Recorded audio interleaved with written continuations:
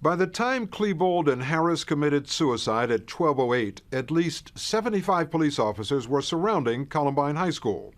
The first SWAT team had only been in the building 2 minutes. It would be nearly 3 hours before they would know the gunmen were dead. We're making the approach to the high school now. We're just down in front. As the day wore on, hundreds of police and rescue workers responded to the Jefferson County Sheriff's Department's call for help at Columbine High. Throughout the day, nearly 1,000 police officers and rescue personnel from 47 agencies arrived at the scene. There is literally a scene of pandemonium out here with dozens of police, fire, paramedics, SWAT team members. They're all over here. Clearly there are SWAT team members that are getting ready to move in on the school, but many of those officers spent the entire day with nothing to do, waiting for an assignment from commanders on the scene. I was at the office when it came in, shots being fired in the school. Jefferson County Sheriff John Stone was in charge of the police response that day. Right away, Stone faced reporters' questions about why his officers didn't pursue the shooters into the school. We had initial people on scene, but it was too dangerous we couldn't get into the buildings. Yeah. We were way outgunned. He also explained what so many officers were doing outside the school. We initially got some of the first injured ones out that we were able to get away from the school, and then trying to find a location to operate really here and not get our people hurt. Paramedics right now, emergency coach and take an ambulance right now. Paramedics and police rescued 6 wounded students lying outside the school building, but most of the wounded had to save themselves, making their own way to police and rescue vehicles. Where's my brother? Your brother will be Where okay. is my brother? No, calm down. Some of them, like senior Nick Foss, wanted to go back in to help. He's my twin, man. He's my twin. They're gonna find him, right? No. While the crowd of reporters and worried parents grew outside the school, students and teachers in Science Room 3 struggled to get help for teacher Dave Sanders, who had been bleeding profusely since he was shot at 11:26. Melanie Palashuk, a sophomore, was in the room with him. There seemed like there was a lot of officers walking around outside with nothing to do.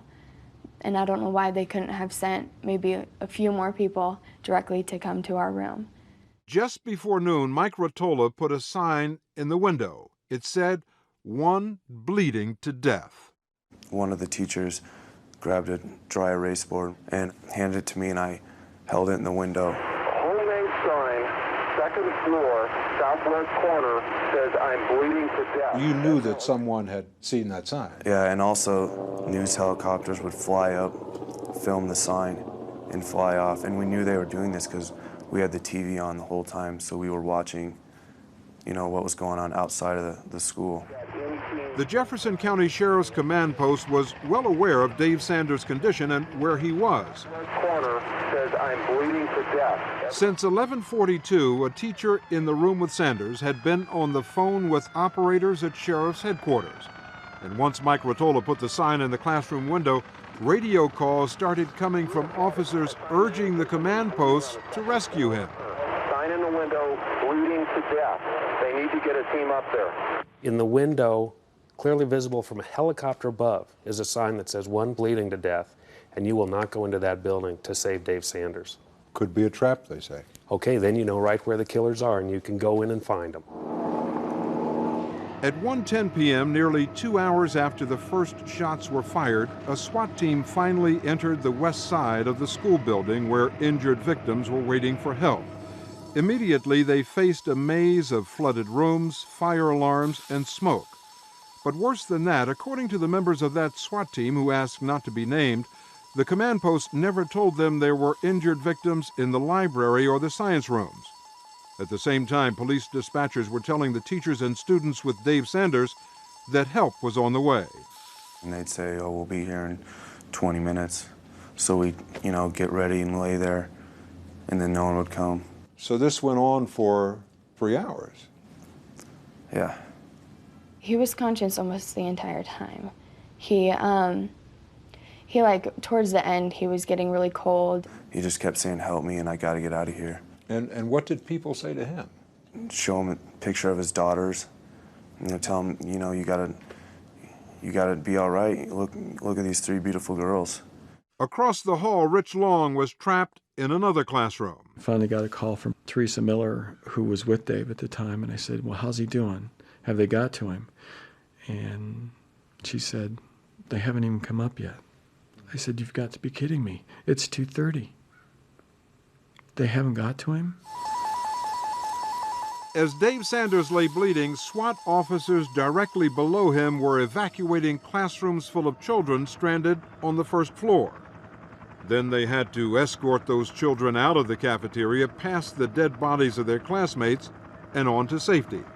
Larry Glick, an expert on SWAT tactics, says it was required procedure at that time for SWAT officers to clear each room before moving on to the next. It's unfortunate that Mr. Sanders was not attended to immediately, but if you look at the priorities that the officers had who were searching that building and moving kids out, the kids were a priority. If you've got a fire in one room and you suspect there may be fires in others, you don't search through every one of those rooms to see if there's an ember burning before you get to the fire and try and put it out. Well, in this business, when you don't know how many suspects there are, you in fact do that. For 2.5 hours, the first SWAT team searched classrooms on the side of the school farthest from where most of the shooting had taken place. A second team evacuated students and staff from the rooms around the cafeteria. When the sheriff's command post finally told that SWAT team to look for Dave Sanders, they didn't know where to go. The party on the cell phone, now breathing again, where are they? The team that's working that wing of the school is still trying to work their way down there. They still haven't been able to find him. SWAT team officers finally reached Dave Sanders in Science Room 3 at 2:42, more than 3 hours after he'd been shot. They evacuated the kids right away, but held Sanders there to wait for a paramedic. That paramedic didn't arrive for another 42 minutes. We said, well, can we carry him out? Let us carry him out. And they said, no, we need to get you out safely, and there's paramedics on the way right now. Did you think everything was okay then? I thought that they'd have him out in, 5 minutes. And was Mr. Sanders conscious at that time? When I left the room, he said, tell my girls I love them. I thought he was going to make it, so there's really no doubt in my mind when he was still conscious, and he'd been alive for 3 hours. I thought he would have been okay. But by the time a paramedic finally got to Dave Sanders at 3:24, he was already dead. The sheriff's department has said that he could not have survived without immediate medical attention, that even if they had gotten to him sooner, that he would have died. This man stayed alive till almost 4 o'clock. I don't know that David would have lived. I don't know that, nobody will ever know that. I would sure like to see him try, though. Sanders was the last of 15 people to die at Columbine that day.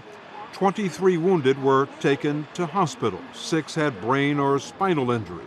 Several nearly bled to death. They are all still listed in serious condition. Doctors at 6 hospitals worked on wounded children all through the night and saved every one of them. The parents are responding to Leewood Elementary. Leewood Elementary is what the parents are responding to. Come into the library. I have an announcement. At a nearby elementary school, Columbine parents waited for information about their children. Many were there for hours, looking for their kids to come in on school buses, listening for their names on the list of survivors. Anna Kane, Jennifer Hodgson, Valerie Holland, Richard Hoover, Sunny Hope, Jessica... Danny Rohrbaugh's parents, Sue Patrone and Brian Rohrbaugh, learned of their son's death on their own. In my heart, I'm knowing things are not good. And Brian said the words to me, I think we know that this is not going to have a good outcome. When did the two of you find out that, in fact, he had been shot? When we looked at the newspaper the next morning. The newspaper? There was a picture of Danny laying dead on the sidewalk. He was the joy of my life. He was so kind to people. And he always just made me laugh.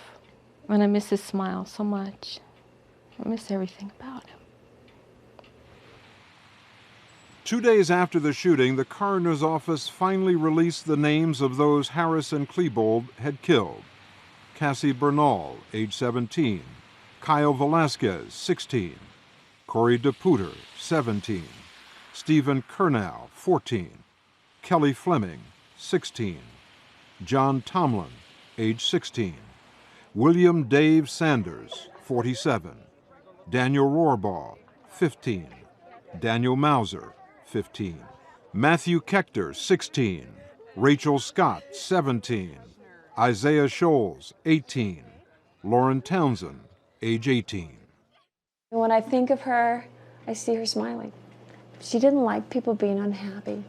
And the time she gave to us and to her friends was the greatest gift.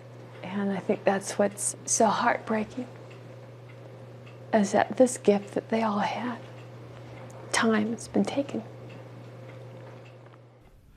When we come back, we'll talk to two former school officials who say the killings at Columbine might never have happened if the school had followed its own security plan.